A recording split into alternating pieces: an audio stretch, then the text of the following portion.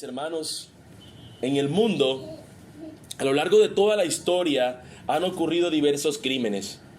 Y dentro de esos crímenes que han ocurrido durante toda la historia humana, la Biblia señala que después del hombre haberse rebelado con el Señor, el primer crimen que ocurre, ¿qué fue? Un asesinato. Caín mata a su hermano Abel. El primer crimen que registra la historia es el de un hombre matando a otro hombre.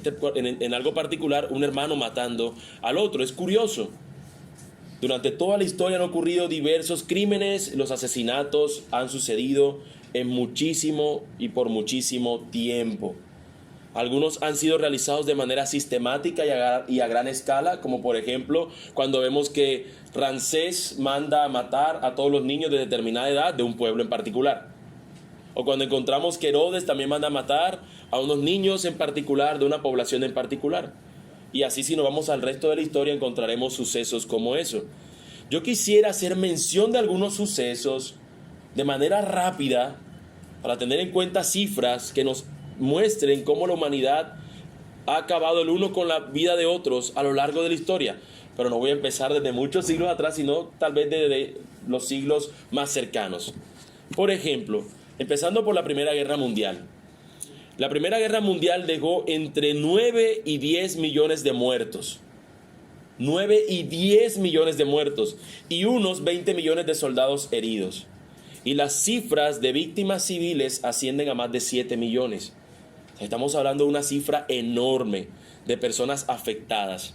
La Segunda Guerra Mundial, por su parte, en los objetos de estudios que ha tenido, los estudiosos la estiman entre 55 y 60 millones de personas fallecidas. Número enorme, la cantidad de población que tiene nuestro país, por ejemplo.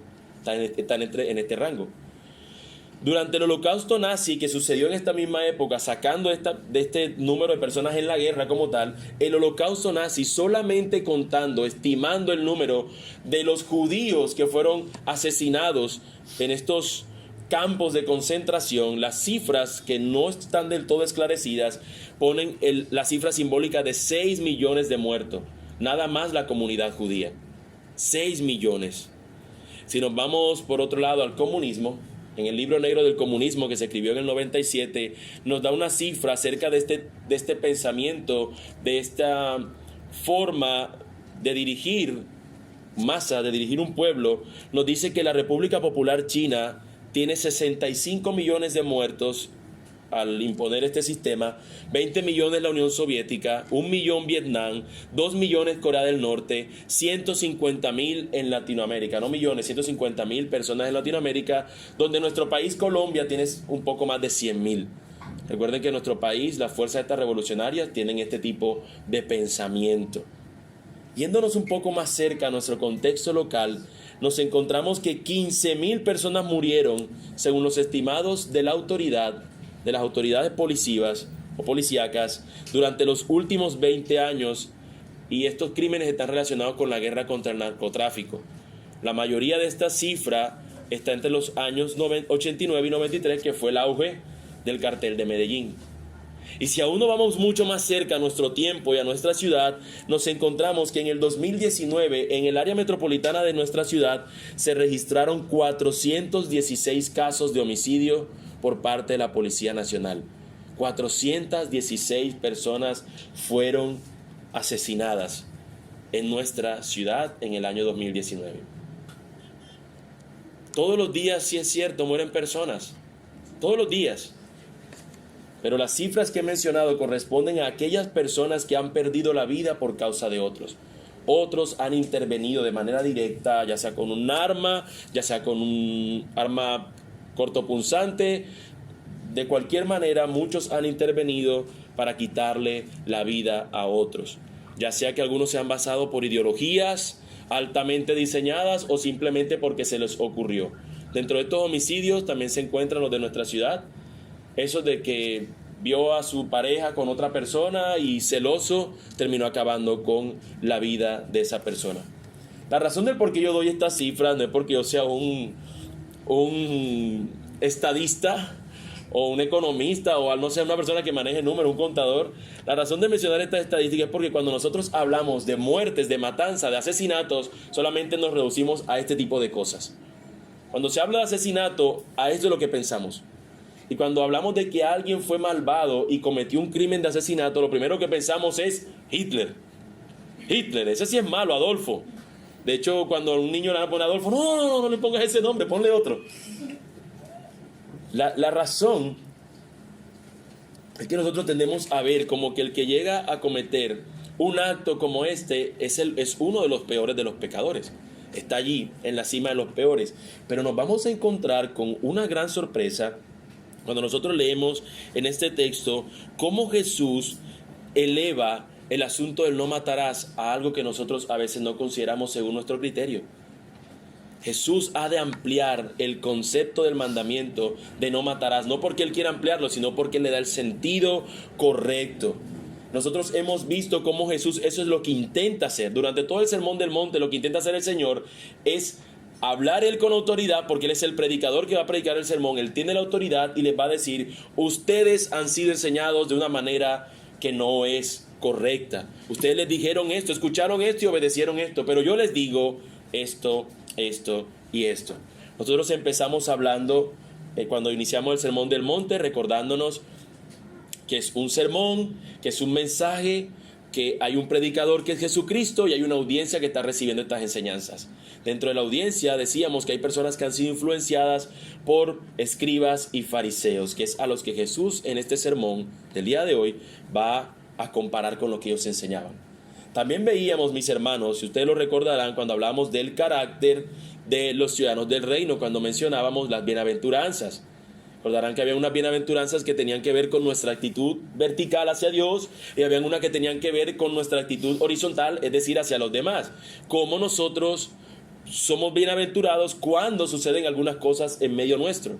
Ahora, sabiendo que éramos dichosos para hacer esto, veíamos en un siguiente sermón que ahora había una influencia que tenían que dar estos ciudadanos del reino, que fue a través del texto que nos habla de que somos sal de la tierra y que somos luz del mundo. Tenemos que influenciar el mundo.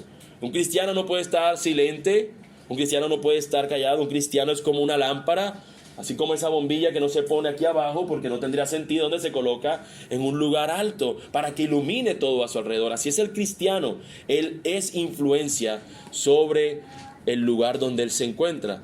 Pero veíamos en la semana anterior que Jesús luego va a decirles que Él no viene a poner una ley nueva, sino que Él ha venido a cumplirla, a darle el verdadero sentido.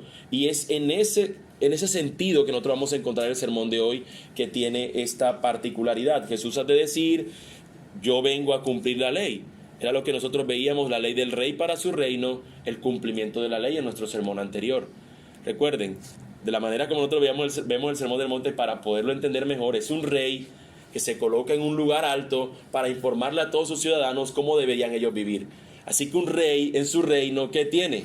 Una ley. Y esa es la ley que Jesús ha de decirle a ellos. Miren, yo no he venido a que la ley que ustedes tenían, he venido a quitársela, sino a cumplirla. Y vengo a enseñarles cómo realmente se cumple esa ley. En ese último sermón nosotros vimos la frase que Jesús dice, yo no he venido a abrogar la ley, sino a cumplirla.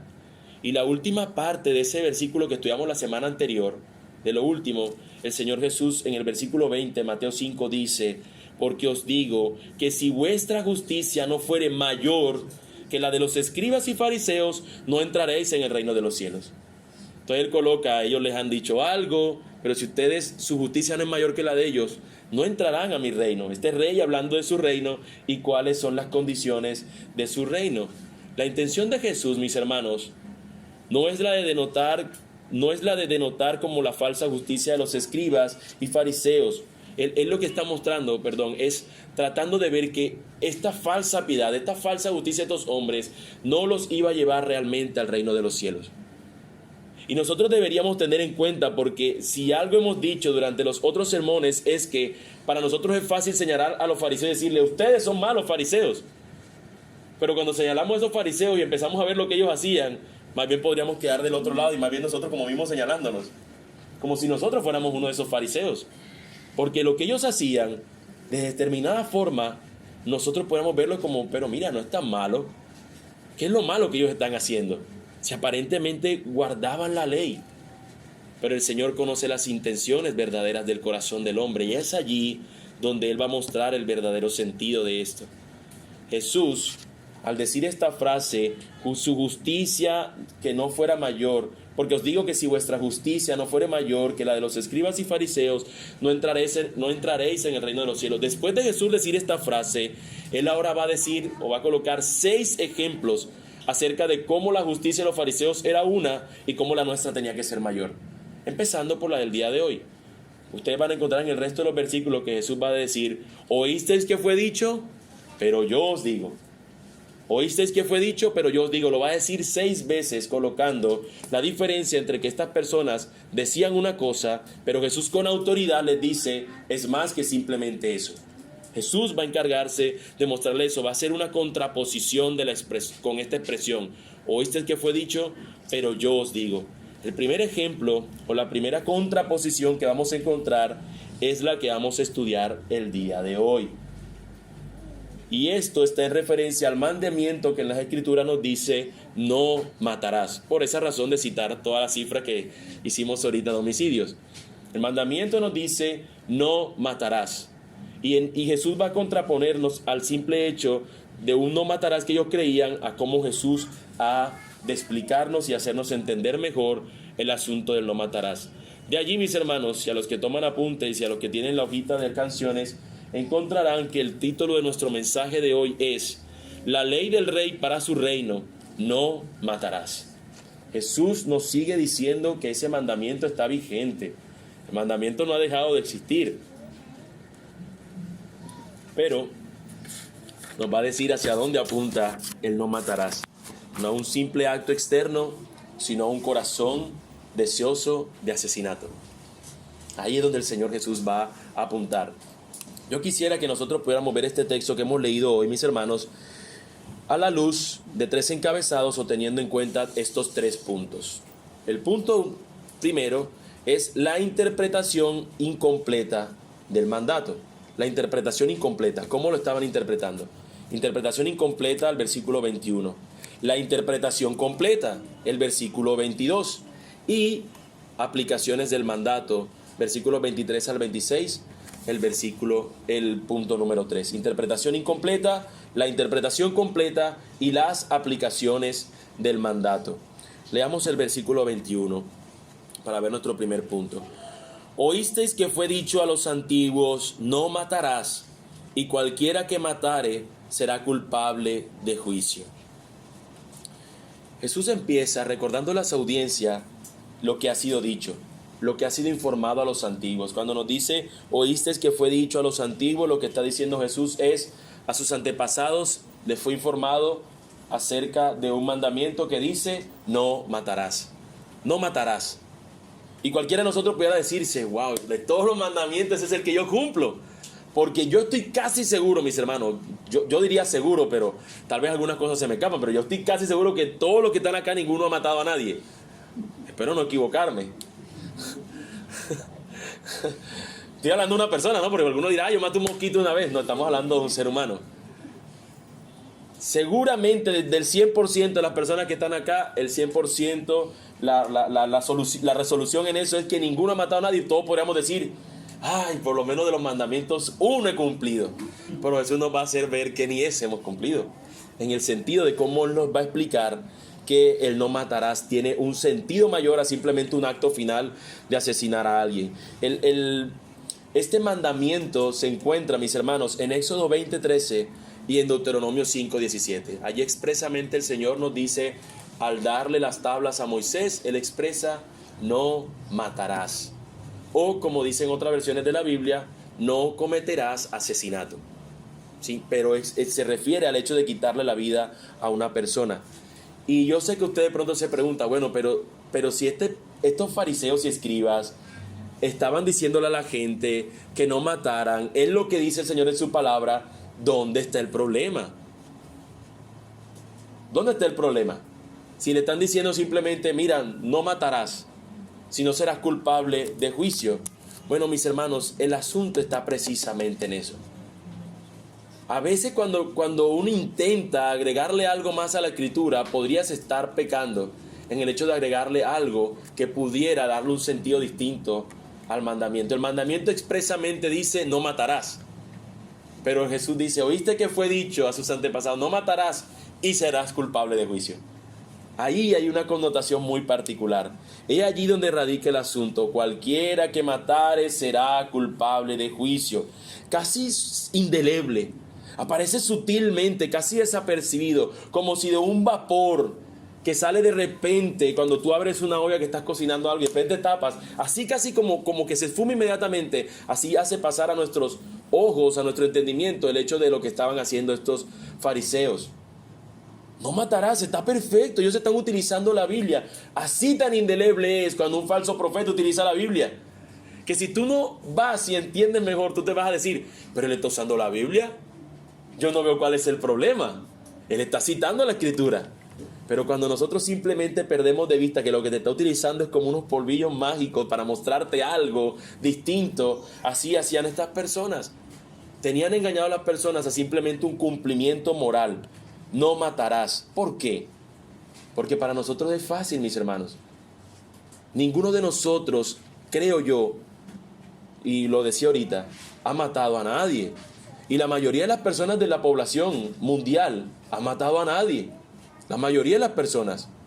Los asesinos son muy pocos, contando el porcentaje de las personas en el mundo. De manera que esto a nosotros nos hace ver como que somos mejores que otros. Y eso era lo que procuraban hacer estas personas. No cometerás asesinatos. Al agregarles ello el sentido horizontal de que serán culpables de juicio, ellos se estaban colocando simplemente al hecho de que ellos eran mejores que otros. ¿Por qué? Porque ellos podían decirse a los demás: mira, yo no he matado a nadie, estoy cumpliendo la ley. Yo no he matado a nadie, estoy cumpliendo, estoy bien con Dios. Porque, vuelvo y lo digo, ¿quién de nosotros pudiera presentarse aquí ante nosotros y decir: hermano, yo también soy como ellos, yo también he cumplido? Ellos habían rebajado simplemente el hecho a un acto que fuese visto, al hecho donde las personas podían ver que alguien había perdido la vida. Mientras eso no ocurriera, ellos podían pasar desapercibidos y decir: hemos cumplido perfectamente el mandamiento. La justicia de estas personas se basaba simplemente en lo que otros podían ver. Al principio yo les mostraba cómo muchas personas han matado a otros por medio de bombas, por medio de algunos artefactos como armamento, como pistolas, granadas, yo qué sé, cuchillos, cómo personas le han quitado la vida a otros. Y cuando nosotros observamos a esas personas, nosotros nos tendemos a ver como mejores que ellos. Y los fariseos en el fondo era lo que ellos encerraban, era lo que ellos trataban de presentarse como alguien que estaba cumpliendo la ley. De hecho, cuando alguno de ustedes, seguramente les ha pasado, ha predicado el evangelio en las calles a alguna persona, lo primero que te señalan es aquellos que son asesinos. Normalmente tienden a decirte: pero yo no soy como Hitler, yo no soy como el mono Jojoy, yo no soy como tal fulano. Aquellos que son comprobados sus crímenes, a ellos son los que señalan. Y estos fariseos tendían a hacer lo mismo, tendían a mostrar que ellos eran mejores que otros. ¿Por qué? Porque no es común que una persona mate a otro y ellos podían verse como que estaban cumpliendo estos mandamientos. La justicia de estos hombres era simple, ya que consistía en observar la ley a su conveniencia y de esa manera suponer que la cumplían. Era fácil para ellos mostrar a las demás personas que estaban cumpliendo el mandamiento de no matarás, porque ellos dicen: cuando al que mate será llevado a juicio. Cualquiera que matare será culpable de juicio. Es decir, tenía su mandamiento, su cumplimiento, solamente se centraba a lo que otro ser humano determinara. Mataste a alguien, ve ante un juez, vaya ante un tribunal y ese tribunal te va a juzgar. Es decir, mató a esa persona a alguien, lo llevaban ante un juez, ese juez determinaba su grado de culpa y determinaba también el delito, cómo lo iba a pagar, en qué cárcel, en cuántos años y todo lo demás. A eso simplemente ellos estaban reduciendo el tema del no matarás a un cumplimiento meramente civil, solamente entre los hombres, algo en el plano horizontal. Pero Jesús les va a mostrar que ese hecho de ellos haber rebajado el mandamiento, estaban haciendo lo que Jesús ha dicho, haciendo su propia justicia. Pero la justicia nuestra de los ciudadanos del reino debe ser distinta, debe ser una justicia mayor que la de estos hombres. Porque al igual que esos fariseos, mis hermanos, nosotros tendemos a rebajar también los mandamientos de Dios a algo mucho más digerible y potable para nosotros. Y ahí mi pregunta, la primera que quisiera hacerle, mis hermanos: ¿qué mandamiento tú has rebajado en tu propia interpretación con tal de hacerte lucir bien? ¿Qué cosas tú has dicho? Eso no es tan grave, con tal de ahora pasar como el mejor cristiano, el cristiano que más cumple. Es una actitud farisaica. ¿Qué cosas tú y yo, me incluyo, hemos hecho, hemos rebajado a tal punto de poder pasar como alguien que está perfecto? Hago la pregunta un poco más difícil. ¿Qué pecado has cometido y has hecho pasar como si nada hubiese ocurrido?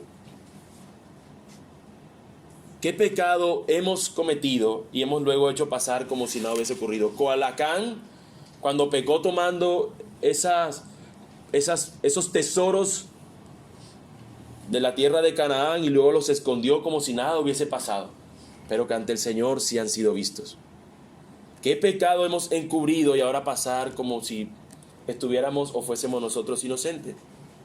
Estos hombres, mis hermanos, eran expertos no solamente en la ley, sino en fabricar su propia justicia, hacerse ver como buenos. Y Jesús les ha de mostrar a su audiencia, y obviamente a nosotros también hoy, cómo se cumple verdaderamente este mandato. No es simplemente un no matarás externo. Estaríamos todos nosotros aquí exonerados de esa falta contra ese mandato. Pero Jesús le va a dar el verdadero sentido. Y allí nuestro segundo punto, y es la interpretación completa. El otro fue incompleta. Esta es la interpretación completa. El versículo 22 nos dice: pero yo os digo que cualquiera que se enoje contra su hermano será culpable de juicio. Y cualquiera que diga necio a su hermano será culpable ante el concilio. Y cualquiera que le diga fatuo quedará expuesto al infierno de fuego. Ahora las cosas cambian. Y recuerden el sermón anterior: Jesús no ha venido a cambiar la ley. Él no ha venido a abrogarla, a eliminarla. Él ha venido a cumplirla. Este no matarás se cumple así como Jesús lo dice. No es que Jesús esté inventando aquí ahora otra cosa, no. Jesús está diciéndole, para la justicia de ellos simplemente era no matar. Todos estamos inocentes, ninguno hemos matado a otra persona. Pero Jesús va a decir, no. Ese no matarás es lo que termina. Para que una persona mate a otra, tiene que enojarse con ella y tiene que sentir un deseo que lo impulsa al insulto. Por eso termina en el no matarás. Había un sentido real detrás de las palabras, de la simple expresión no matarás. Por eso Jesús resume los mandamientos de la ley en: amarás al Señor con todo tu corazón, con toda tu fuerza, con toda tu alma, y a tu prójimo como a ti mismo. En eso se resume la ley, los mandamientos, la ley y lo que dicen los profetas. ¿Por qué? Porque si tú te amas a ti mismo, no vas a atentar contra tu propia vida. Y por ende no harías al otro lo mismo, porque tú lo amas como amas tu propia vida. Más allá de la literalidad del mandamiento, de simplemente una expresión que diga no matarás, Jesús ha de decirnos que este tiene un sentido mayor que esta misma. Es algo que los estudiosos llaman el espíritu de la ley. No es que es un espíritu andando ahí y que se mete algo, no estamos refiriendo a eso. Es como cuando decimos, esa persona tiene un espíritu emprendedor. No es un espíritu emprendedor que anda por ahí, es simplemente que la intención de esa persona es la de emprender. De tal manera, aquí cuando hablamos del espíritu de la ley, es que hay una intención detrás del simple hecho de decir no matarás. Hay una intención que nos lleva a que tú no debes buscar algo en contra de tu prójimo. No es atentar contra él en su vida, en todas las dimensiones de su vida, integralmente, es decir, mentalmente, físicamente, moralmente. Es tu intención de no querer hacerle daño a esa otra persona, y es lo que Jesús va a venir a rescatar aquí. No es simplemente un no matarás porque si matas te llevan al juicio. No, hay un sentido mayor a esto, y es no querer hacerle daño a tu prójimo. Estas personas habían rebajado. Permítanme utilizar esta anécdota para ilustrar el asunto. Contaba un pastor en República Dominicana, eso es reciente, y yo sé que esta historia ustedes la han escuchado de muchas otras formas, pero él dice que nos contaba que le pasó a él en un campamento. Estaba él sentado, un campamento donde, de hermanos cristianos, de hermanos en la fe. Él se sienta en un lugar con su familia, en un árbol, está allí recostado, y de repente él observa que a la distancia hay una hermanita que divisa a lo lejos en un árbol de mango un tremendo mango espectacular, bonito, ahí agradable, pero estaba muy alto para ella y ella empieza a utilizar piedras para bajar el mango. No puede, se quita sus zapatos, lanza los zapatos, no puede bajar el mango, toma entonces una rama, un palo, y empieza a intentar bajar el árbol el mango, y por más que intenta, no lo logra. Ya cansada y sudada y molesta por el asunto, tira todo allí, se pone sus zapatos y se va, y en eso va pasando delante del pastor y le pregunta: hermano, ¿y los mangos? No, pastor, para que usted sepa, esos mangos hasta ácidos son. Simplemente se mortificó y empezó ahora no a señalar de que ella no pudo, reconocer que ella no podía y decir: yo no puedo alcanzar ese fruto. Y lo que prefirió fue señalar ese árbol es malo. Del mismo modo, estos fariseos y tal vez nosotros podemos decir: ese mandamiento es muy difícil, yo mejor lo rebajo a algo más accesible para mí. Es decir, ver todos estos detalles que Jesús ve, no, mejor lo pongo en un no matarás, porque ahí yo entro, porque ahí yo puedo cumplirlo. Porque para mí es más fácil decir: yo soy impecable ante ustedes, mis hermanos, soy inocente de toda maldad, mis manos están limpias, nunca he matado a nadie. Al igual que esta persona de esta anécdota. Pero Jesús nos dice que nuestra justicia debe ser mayor que la de estos hombres. Como dije hace un instante, en su propia justicia ellos se sentían vencedores, ya que habían podido cumplir con un mandato así. La mayoría de las personas no asesinan y por ende también pueden decirse: estamos perfectos ante Dios. Pero Jesús no es así. Él le da el verdadero sentido a esto al decir primeramente, con la autoridad que tiene Él: pero yo os digo. Si nosotros hemos creído en Jesús como nuestro Señor, nosotros deberíamos escuchar a este Señor, a este Rey que dice: lo que otros han dicho se ha quedado corto, yo os digo. ¿Qué nos dice Jesús? Que cualquiera que se enoje contra su hermano será culpable de juicio. ¿Se dan cuenta que a la par del asesinato que le han dicho no matarás, serás culpable de juicio? Jesús dice: cualquiera que se enoje contra su hermano será culpable de juicio. Y esto ya cambia el asunto, porque Jesús ha de decir que no solo cuando alguien le ha quitado la vida a otro es culpable de juicio, sino también que enojarse contra otro lo hace culpable de juicio. Y yo pregunto, mis hermanos, y pregúntenselo ustedes conmigo: ¿qué tribunal podría juzgar algo así? ¿Dónde hay un tribunal que pueda juzgar a alguien y decirle: usted se enojó contra su vecino, tome un día en la cárcel? ¿Quién puede juzgar a alguien por enojo? Nadie, porque lo primero que tú dirías: ajá, ¿y usted contra quién se ha enojado? A ver, ¿cierto? Pregunto, a lo contrario de que el no matarás, yo decía que el 100% de los aquí presentes nunca había matado a alguien. Ahora yo estoy casi seguro, en un 100%, que todos los que están acá se han enojado con alguien alguna vez. Y enojado me refiero a enojarse mal. No fue que me enojé con esos candidatos que están promoviendo el aborto, porque uno diría, bueno, un enojo que puede entenderse, pero no. Nosotros nos hemos enojado mal. Nos hemos enojado con alguien al punto de mostrar la carne. Demostrar la carne, me refiero a nuestras malas intenciones, ¿no? A mostrar nuestro propio deseo pecaminoso. En el asesinato es fácil poder ver si alguien es culpable o no, porque hay una víctima y hay un victimario. Y uno puede decir: sencillo, aquí está el asesinato, aquí está el que mataron, la víctima, y aquí está el cuchillo en mano de esta persona, usted es el culpable. Pero en un enojo, ¿cómo tú culpas a alguien? ¿Qué tú puedes medir en un enojo? El grado de no sé, cómo se le ruborizó la cara más que en otra ocasión, cómo la ceja se le torció. ¿Qué podemos medir en un enojo? No existe una forma de hacerlo. Pero ¿saben quién sí puede hacerlo? El Señor. Porque Él es el que pesa y mide nuestro corazón. Ellos habían reducido, ya entienden el asunto, ellos habían reducido el no matarás a algo externo, la gente puede verlo. Yo no he matado a nadie, pero el Señor conoce el corazón. Tal vez no lo han matado, pero tu enojo fue tan grande que si hubieses tenido un arma lo hubieses acabado. Tal vez tu enojo sí mostró en ti un corazón lejos de Dios en cuanto a ese prójimo. Cuando una persona mata a otra, lo que está mostrando es: tú no deberías vivir.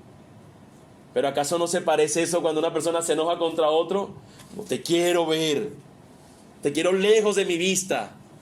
Hay esposos que se han herido tanto que cuando han discutido lo primero que dicen es: lárgate de aquí. Y en cierta manera eso es asesinarlo. Porque si pudieras, oh Señor, que dejara de existir. Oh Señor, fulmínalo, perdón, ilumínalo. Muchos ruegan eso en su corazón. Sus palabras tal vez no lo pronuncian, pero su corazón sí. Y eso es a lo que Jesús se está refiriendo, esa es la actitud dentro de nuestro corazón. Por eso, mis hermanos, el Señor ha de decir en Éxodo 21, 12 y 14, y voy a leerlo para ustedes, algo acerca de lo que eran los actos de violencia. Recuerden que el mandamiento es no matarás. El texto nos dice: el que hiere a alguno haciéndole así morir, él morirá. Mas el que no pretendía herirlo, sino que Dios lo puso en sus manos, entonces yo te señalaré lugar al cual ha de huir. Pero si alguno se ensoberbeciere contra su prójimo y lo matare con alevosía, de mi altar lo quitarás para que muera. ¿Qué nos está diciendo el texto? Bueno, que de pronto una persona hirió a otro y esa persona termina muriendo. Lo que había que ocurrir es que si tú matabas a una persona, tú tenías también que morir. Ahora, el Señor había establecido unas ciudades de refugio donde las personas huían a esas ciudades de refugio y se abrazaban a un altar, se agarraban de un altar, pidiendo que se le hiciera un juicio para que fuera probada su inocencia. Cuando se presentaban las pruebas, iban a aportar la inocencia de esta persona. Si esta persona, como dice el texto, Dios lo puso en sus manos, es decir, mira, fue algo que yo no planeé. Fue algo que, porque Dios es soberano y en medio de todo obra, fue algo que ocurrió. Cualquier cosa que fue accidental o de otra forma, no era mi intención asesinarlo. La persona podía salir de ese lugar de refugio, de esa ciudad de refugio, como un inocente, porque se presentó ante el Señor, en un altar ante el Señor, y fue por medio del Señor, de la obra del Señor, esa persona fue quitada su transgresión. Podríamos ver el Evangelio en esa ciudad de refugio que están en el Antiguo Testamento. Pero nos dice el texto en el versículo 14: si alguno se ensoberbeciere contra su prójimo y lo matare con alevosía, es decir, con algo premeditado, con un deseo vano, maligno, de acabar con la vida del otro, mira cómo dice el texto: de mi altar lo quitarás para que muera. El hecho del asesinato no era simplemente porque una persona quitó la vida a otra, sino cuál era el deseo en su corazón de acabar con la vida de otro. El asesinato, mis hermanos, normalmente ocurre con ese deseo maligno en el corazón. Aunque existen ocasiones distintas donde nosotros vemos que una persona mata a alguien y fue tal vez por una imprudencia. Por ejemplo, cuando alguien va en un carro y fue imprudente y se voló un semáforo y acabó con la vida de otra persona. Hay ciertos asesinatos que son por imprudencia. Pero la mayoría de los asesinatos que encontramos con armas de fuego, con armas cortopunzantes, son personas que en el deseo de su corazón querían hacerle daño a la otra persona. Inicia en el corazón el hecho de acabar con la vida de otra persona. Pero Jesús termina ampliando más este asunto y nos dice: y cualquiera que le diga necio a su hermano será culpable ante el concilio, y cualquiera que le diga fatuo quedará expuesto al infierno de fuego. Ahora Jesús no solamente habla de enojarse, sino ahora de insultar. No solamente es enojarte contra alguien, sino ahora Jesús va a decir el que insulta, el que le diga. Permítame utilizar acá los idiomas bíblicos para poder entender este juego de palabras que está aquí. Necio, literalmente raca, es una palabra aramea, que es la que traducimos o transliteralizamos como necio. Es un sinónimo de la palabra griega para fatuo, es decir, necio que encontramos arriba es muy similar a fatuo que encontramos en los dos versículos. Es casi la misma palabra, es muy similar. Una Jesús la emplea en arameo diciendo raca, y la otra la emplea en griego diciendo more, que es la palabra para eso. Básicamente lo que Jesús está diciendo es que las personas se insultaban. Ahora, es difícil para los autores poder descifrar la diferencia entre estas dos palabras, pero alguien trató de darle la interpretación de esta manera. La palabra raca que encontramos en nuestra versión como necio, la palabra raca, necio, expresa desprecio hacia la cabeza de un hombre. Es decir, ese insulto va más apuntado hacia la manera de la persona pensar. Es decir, el insulto sería algo como esto. Cito al autor: estúpido. tonto, idiota, bobo. Pregunto, ¿te has expresado a alguien así alguna vez? Jesús está diciendo acá, ese necio al que se refiere aquí es cuando le dice a una persona, eres un bueno para nada, eres un cabeza de chorlito, en tu cabeza nada más sirve para tener piojos. Hermano, no se asuste. Eso es lo que está diciendo en el texto acá. La persona le está metiendo con su mente, mira, tú no sirves. Ese insulto de atacar la mente. Ahora, el otro término, fatuo, que encontramos en nuestra Biblia, que de hecho es como un término que casi no utilizamos, ¿no? Fatuo expresa desprecio hacia su corazón y carácter. Es decir, eres un bribón, eres un malvado, eres un muérgano, eres un degenerado. Ese tipo de insultos que atacan más a la conducta de la persona son lo que Jesús está diciendo. Si alguien le dice a alguien necio en el sentido de apuntar a lo que piensa, será culpable ante el concilio. Pero cualquiera que le diga al otro fatuo, es decir, eres un insensato, un insensible, pero recuerden que Jesús acaba de mencionar el enojo, ¿no? El enojo, después del enojo salir diciendo estas cosas, entonces esa persona quedará expuesta ante el infierno de fuego. Estas palabras, mis hermanos, nos hacen ver que a diario nosotros podríamos estar pecando al mismo nivel que si alguien matara a otra persona. Nosotros podemos estar pecando al mismo igual, a la par de alguien que ha asesinado a otro. Porque lo único que separa a una persona que ha asesinado de una persona que insulta al otro es que tal vez no tuvo un arma para terminar el asunto. Ustedes no han visto cómo muchas veces en los juicios, cuando le hacen a una persona, la persona está llorando arrepentida, no, pensando que si se hubiese detenido tan solo un instante no hubiese acabado con la vida de otro. ¿Por qué? Porque ¿cómo empezó todo? No, se molestó con este fulano porque dijo algo. Ya venían con ciertas peleas de anterioridad. Ya se estaban insultando y faltando al respeto. ¿Ya qué le faltaba? Que un día, para defenderse del insulto, tomara un arma y la utilizara en la contra de otra persona. Y llegó el momento donde por una obra del mismo Satanás esa persona termina sucumbiendo.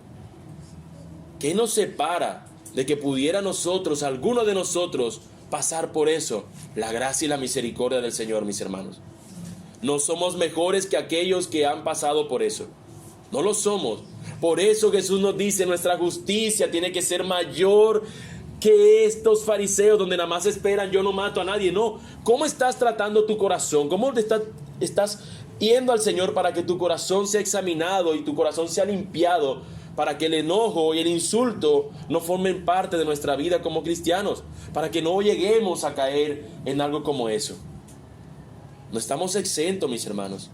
De hecho, mis hermanos, nosotros, y aquí otra vez vuelvo a reiterar lo que dije ahorita, ¿qué persona, qué corte en el mundo pudiera culpar a alguien porque ofendió a alguien diciéndole necio, diciéndole fatuo?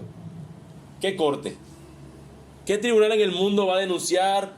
Usted le dijo a su vecino que era tonto. Un día en la cárcel, 10 días en la cárcel. ¿Quién puede hacer eso? No hay tribunal.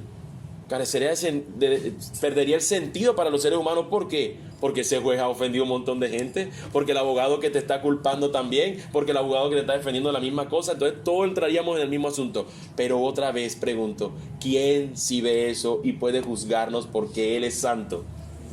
Nuestro Dios.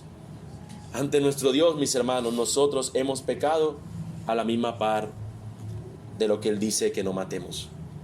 ¿Por qué? Bueno, no son mis palabras, es la misma palabra del Señor.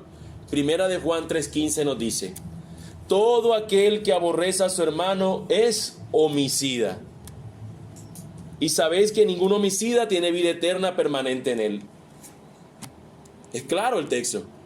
Todo aquel que aborrece a su hermano es homicida. Lo están comparando como si alguien lo hubiese matado, porque en su corazón el aborrecerlo es despreciarlo, es no quererlo, como si estuviera muerto para mí. ¿Han escuchado esas expresiones cuando un padre, su hijo, su hija, de repente hace algo que a él lo afecta tanto que él dice: dejaste de existir para mí, ya no tengo hijo, ya no tengo hija? ¿Han escuchado esa frase? Sí, se ve más en las novelas, yo lo sé, pero ¿la han escuchado? Ahora, Ese asunto, mis hermanos, es lo mismo. Cuando una persona insulta a otro, lo que quiere es no verlo. De hecho, tú le dices a una persona que ha insultado a otro y le dice, pero ¿por qué no se reconcilia? No, ni de cerca me la acerco a esa persona. No quiero saber nada de esa persona. ¿O es mentira? Es lo mismo como si una persona estuviera muerta, no la vas a ver más. Cuando hay personas que pelean y discuten entre ellos, que más nunca se ven. Es como si otra persona la hubiese asesinado y nunca utilizó un arma. Entonces se dan cuenta que está muy ligado a lo que el Señor Jesús dice. Quisiera citar a un autor, John Stott, hablando al respecto acerca de esto. Nos dice, abro cita: el enojo y el insulto son síntomas horribles del deseo de deshacerse de alguien que se interpone en nuestro camino. Todos nuestros pensamientos, miradas y palabras indican que, como a veces osamos decir, desearíamos que estuviese muerto. Ese mal deseo es una violación del sexto mandamiento y hace que la persona culpable se exponga al mismo castigo a que se expone el homicida. Posiblemente no en una corte legal humana, porque ninguna corte puede acusar a un hombre por enojo, sino ante el tribunal de Dios. La cita inició y es muy fuerte, mis hermanos. El enojo y el insulto son síntomas horribles del deseo de deshacerse de alguien que se interpone en nuestro camino. ¡Wow! Y yo pregunto, hermanos, ¿has sentido estos síntomas? ¿Has sentido estos síntomas contra alguien? ¿Te enojas con frecuencia contra una persona, contra otro, contra tu prójimo? ¿Insultas con frecuencia?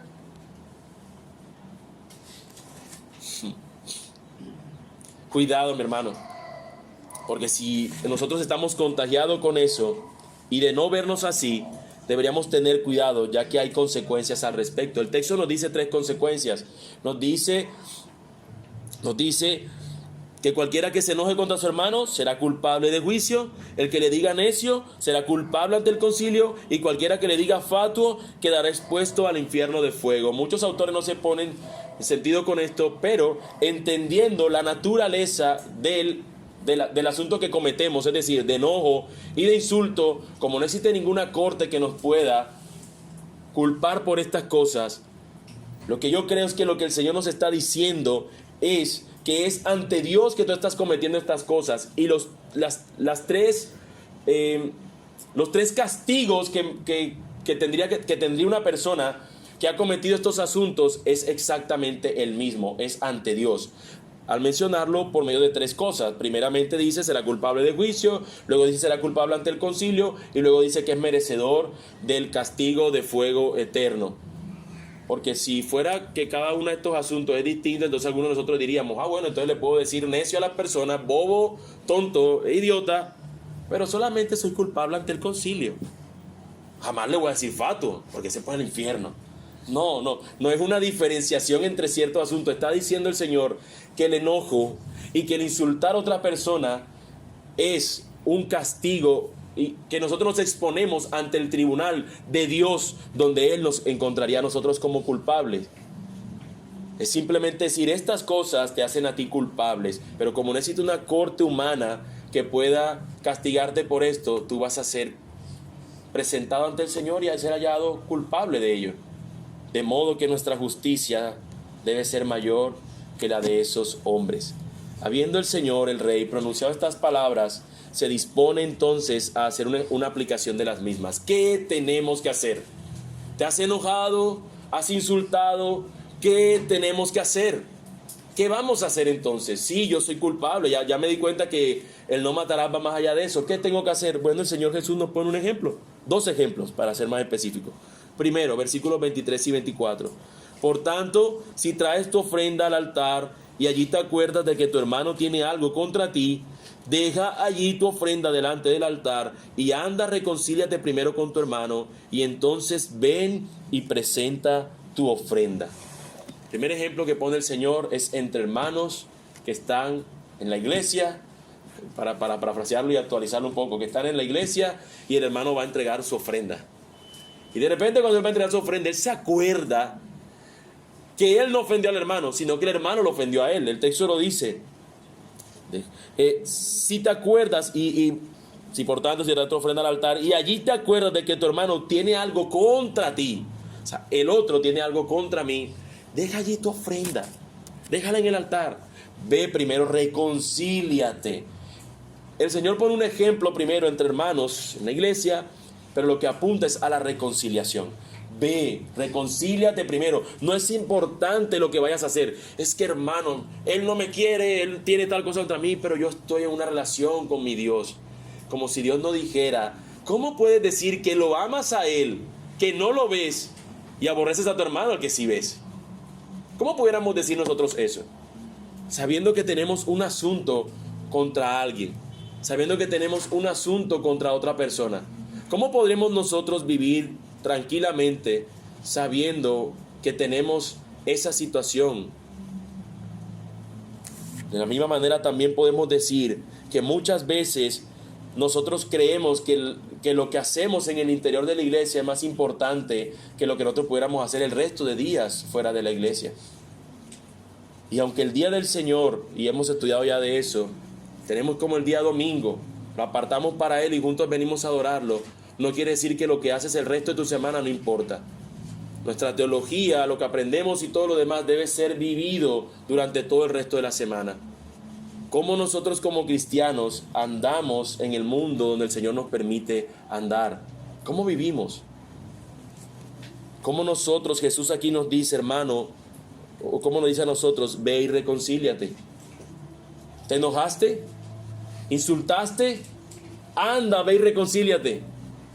Anda, ve y reconcíliate. Y como si, y por si fuera poco, pone ahora otro ejemplo, pero ahora no al interior de la iglesia, sino externo. Nos dice, ponte de acuerdo con tu adversario pronto, entre tanto que estás con él en el camino, no sea que el adversario te entregue al juez y el juez al alguacil y seas echado en la cárcel. De cierto te digo que no saldrás de allí hasta que pagues el último cuadrante. ¿Qué utiliza ahora Jesús el ejemplo? Bueno, como si dos personas tuvieran una diferencia civil, donde esta persona demandó a esta otra, se van las personas camino ante el juez, ante el tribunal, allí van a presentar el caso y el juez va a decir, sí señor, usted tiene la culpa. Y ahora el otro te va a decir, yo te lo dije, paga. Y hasta que tú no pagues el último centavo, no vas a salir de esa deuda. Y si el caso es que la deuda te llevara a la cárcel, no vas a salir de la cárcel hasta que pagas la última deuda. Lo que Jesús está diciendo, no esperes el juicio.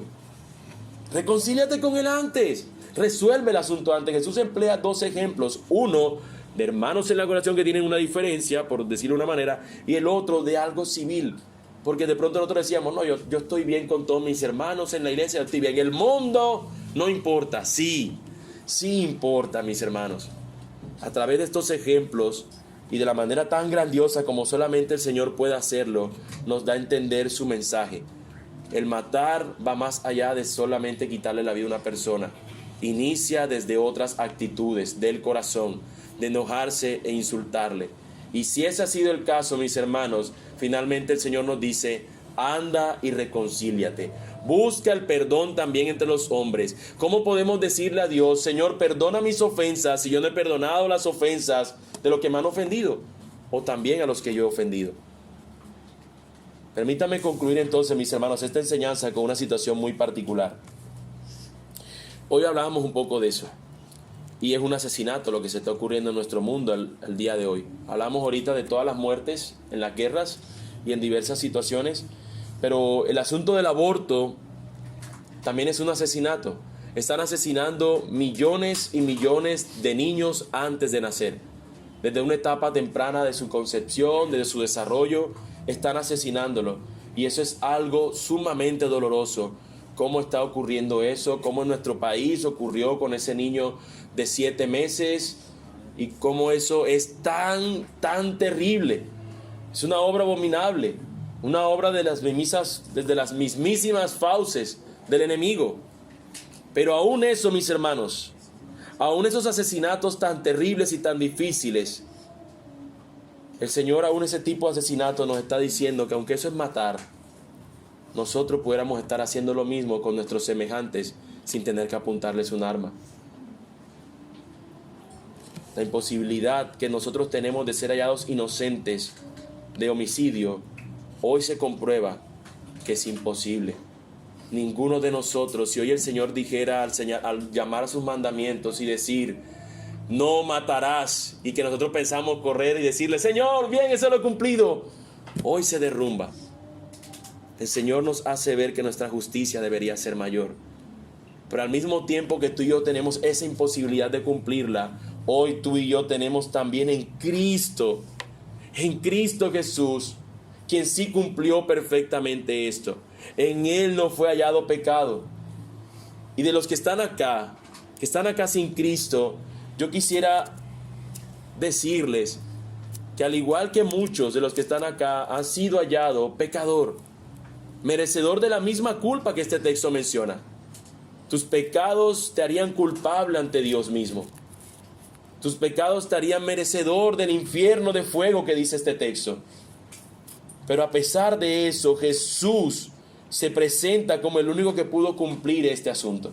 Como ese rey que está dispuesto a recibirte a ti si tú te arrepientes de tus pecados y crees en Él de todo corazón.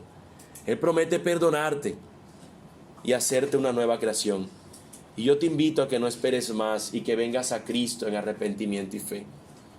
Pero hermano querido, yo sé que tú has fallado en esto. Yo sé que tú has fallado en el hecho de enojarte y de insultar a otros. Y seguramente muchos han estado pensando mientras hablamos de enojo, de insulto a esas personas con las que han hecho estas cosas. También quisiera incluir que si se trata de otro asunto que tú has rebajado, al igual que los fariseos que tenían esa costumbre, si hay algún otro pecado que tú has rebajado como si no fuera nada, si hay algún otro mandamiento que tú has dicho, no pasa nada, si hay algo que tú has sido convencido en esta mañana, que tú has pecado en eso, mi hermano, no dudes y preséntate ahora mismo a Cristo, también en oración por tus culpas, porque la palabra de Dios dice que si nosotros nos presentamos, Él es fiel y justo para perdonar nuestros pecados, que tenemos un sumo sacerdote que nos comprende porque Él fue tentado en todo pero sin mancha, y si nosotros nos acercamos confiadamente a Él, Él es fiel y justo para perdonarnos, pero también podemos recibir de su trono de gracia, misericordia y gracia para el momento oportuno. Así que mis hermanos, recuerda que nuestra vida como cristianos es una constante de arrepentimiento y fe. Te invito en esta mañana a que lo oremos junto a nuestro Dios por estos asuntos.